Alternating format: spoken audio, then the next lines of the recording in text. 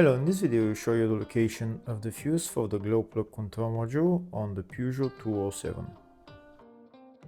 Before I show you the location of the fuses, first I'll show you the location of the main fuse boxes on this Peugeot 207. There is one main fuse box in the engine bay area. It's located right there. This is the engine bay fuse box.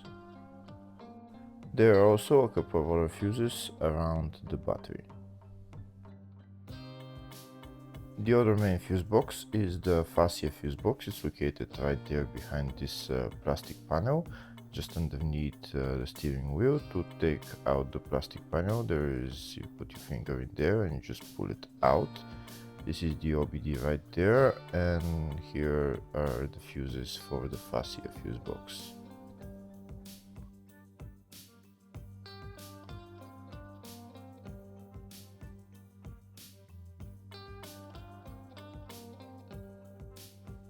If the video is useful, please subscribe to the channel to see more videos like this.